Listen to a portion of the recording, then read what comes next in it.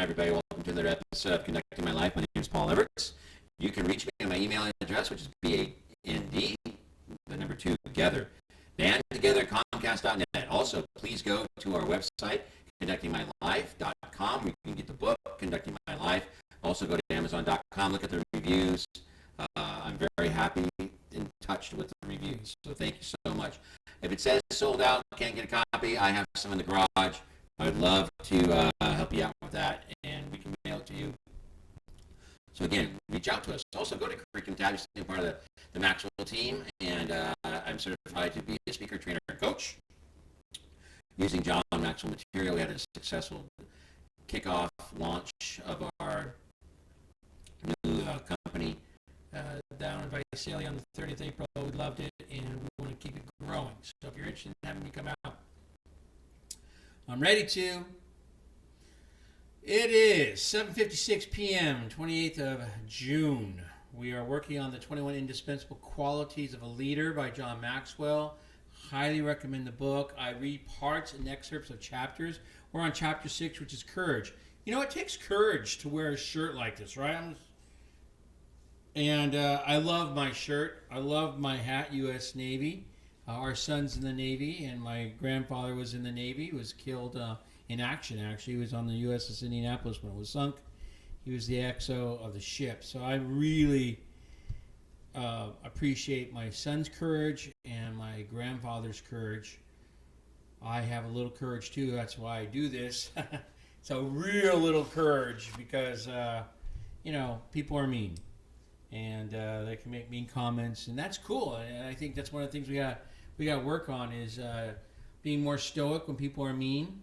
Take the high road, and yet on the other hand, punch them back once in a while. It's okay. You can punch them back. You can say, "Stop it! I don't want you hurting me anymore," and see what happens.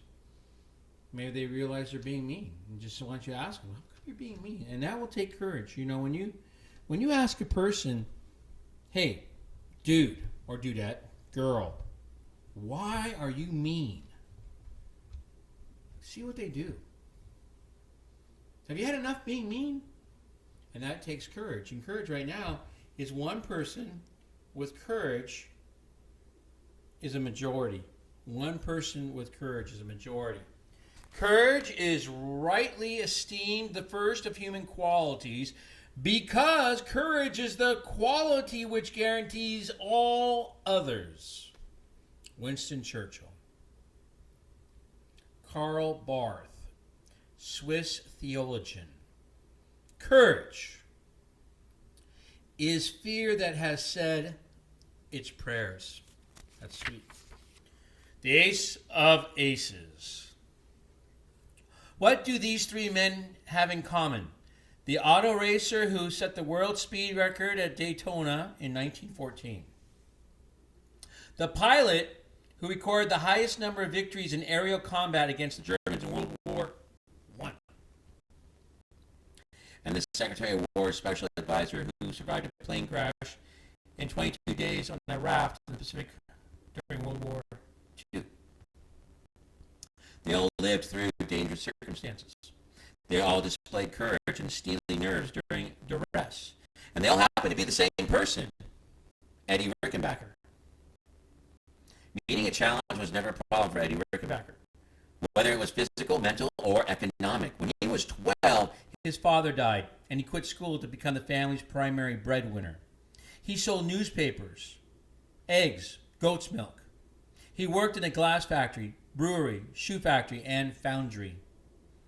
Then as a teenager, he started working as a race car mechanic, and at the age of 22, he began racing. 2 years later, he set the world speed record. When the United States entered World War I, Rickenbacker tried to enlist as an aviator, but he was over age and undereducated.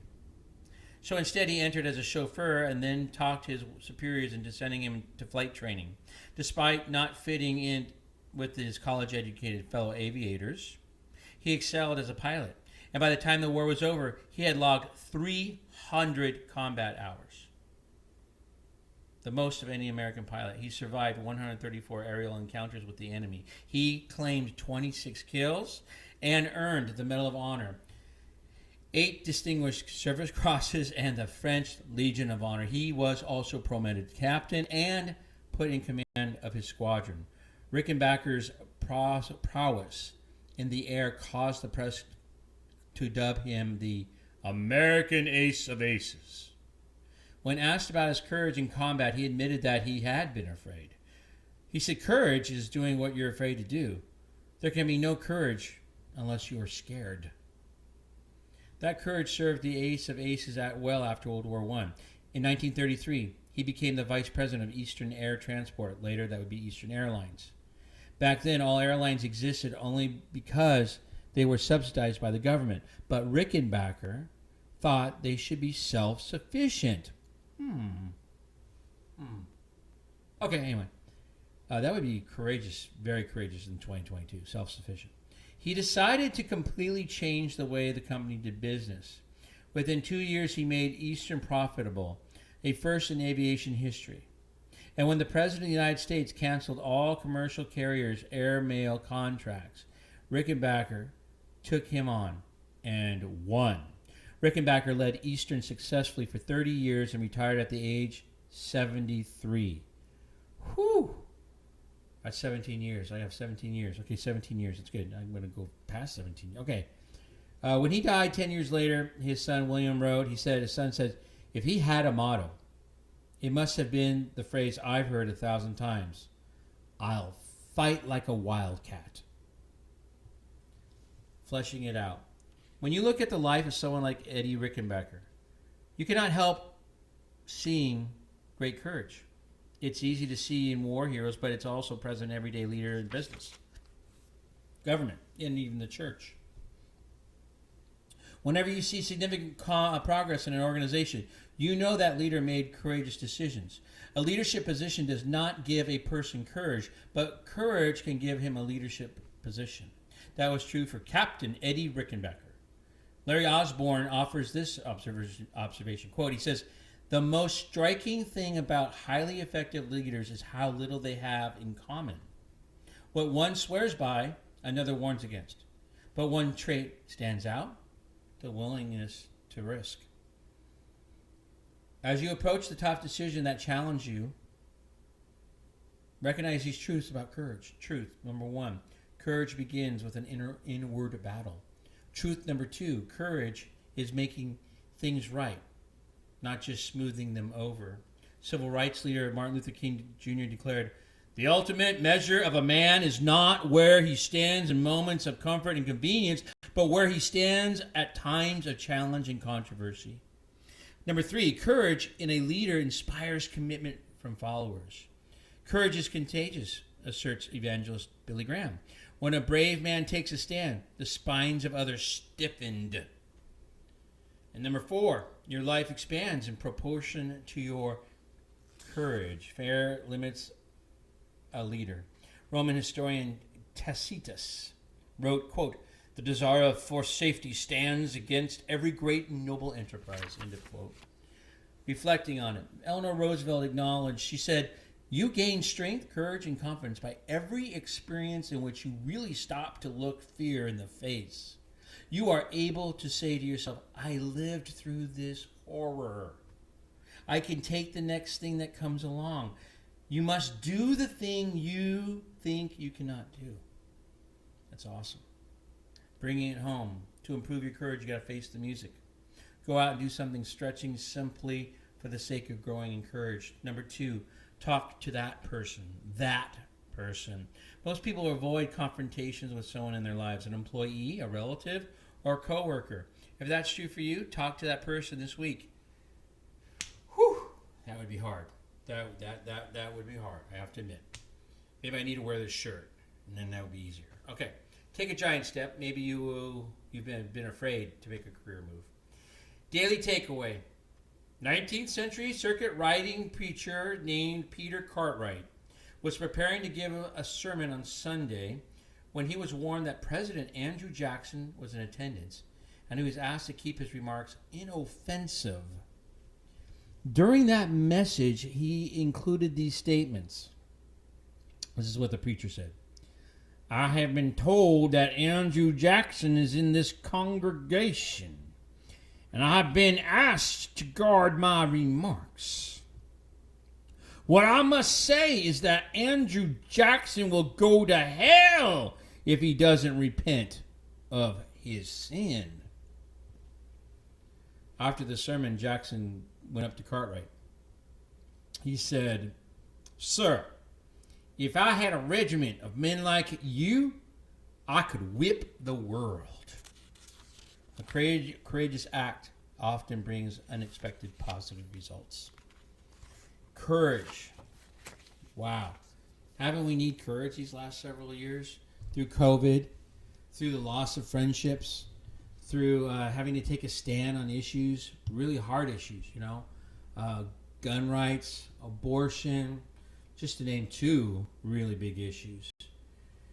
And as you express your courage, you're going to have people walk away from you. And you're going to have people walk towards you. Because we attract people we are like. And we repel people, unfortunately, that don't like us. I know someone out there that's listening to this has had to make some courageous decisions. Especially the last couple of years. Take the vaccine. Don't take the vaccine. That's a courageous decision. And I'm not telling you which one's courageous.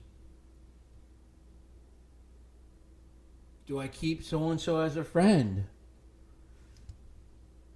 That's a courageous decision. Whether or not to keep so-and-so as a friend. Do I stay in the career that I have loved for 33 years? That's a courageous decision, as it is to walk away. How about Tom Brady? I don't know if it's courageous more so to walk away or to admit 6 weeks later, I don't want to stop playing football, man. I want to keep playing. That takes a little courage. One bad hit could ruin him forever. I believe all of us have courage. Okay? Test yourself. They become war stories. You can tell others about your courage. Begin with the inner mind. Every choice you make is who you are. Seek first to understand. Then be understood, and find people don't care how much you know until they know how much you care. I care about you dearly. I treat these videos as if my son, my daughter, my beautiful daughter-in-law, handsome son-in-law to be, our grandsons who are just beautiful, are watching these videos. Because someday I'm going to die. And maybe they watch this video and go, that was my grandpa. I love you, everybody. Good night.